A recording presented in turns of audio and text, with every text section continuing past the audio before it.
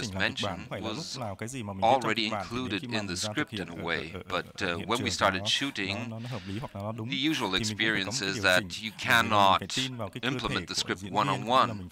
You always have to improvise, and you always have to adapt the camera work to the bodies also of the actors. You have to look at the bodies of the actors and try to explore their possibilities. And sometimes when I look at an actor, I simply forget the script. I set it aside. I watch them as they converse, how they prepare and make up. And there, sometimes I see elements that are special.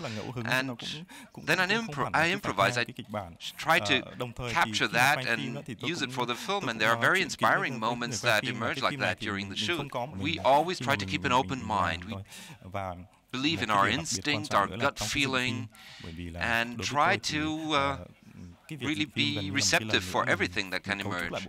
You asked what we feel when we're working with him. So I don't think working with him is nice. It's time to tell the truth. And one day he meet me and he say, I think you need to lose weight. We will start shooting next month and I think you need to lose at least 5 kilos.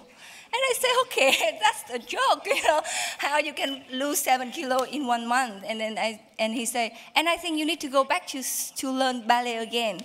I mean, I stopped for 14 years. I'm not doing anything about ballet in 14 years. And then when we have the scene at the bar, and he say, you need to drink. And I never drink in my life, and he give me like 2 bottles of vodka like this. And he say, drink it. And then I said, okay, fine, I drink.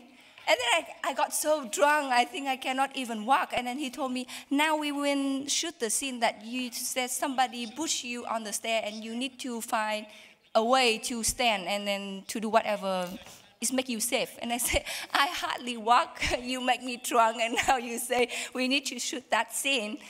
But, it is him.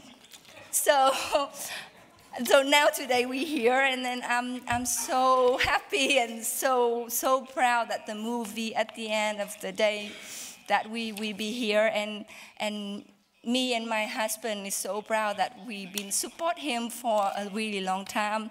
And I think the best thing happened is that we know that we make a right decision that to support a very talented director. Thank you very much. Do know that this situation was in 1996, 1997. There was a great financial crisis that affected Asia. Vietnam was suffering from an economic downturn. In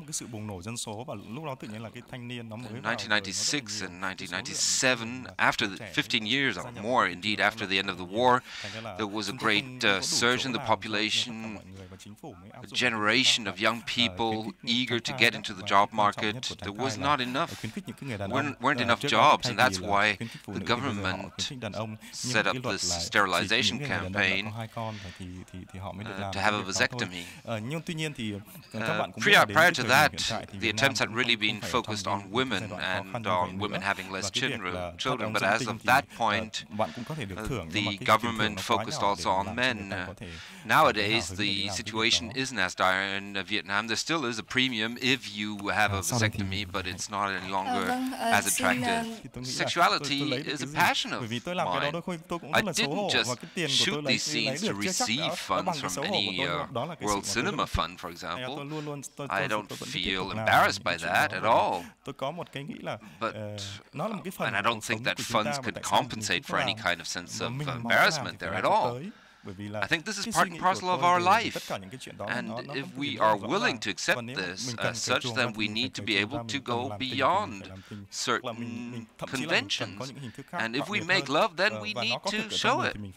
And there are even forms of making love that are much more violent, and I think that is really what we focus on. And you do know, or are certainly aware, that if you shoot a film like this, it's very hard to receive funds, both from official funds or private financing. But fortunately enough, we receive funds from Germany and France. Otherwise, we wouldn't have been in a position to make this film, and we wouldn't have, and it certainly wouldn't be possible to make any kind of independent film in Vietnam.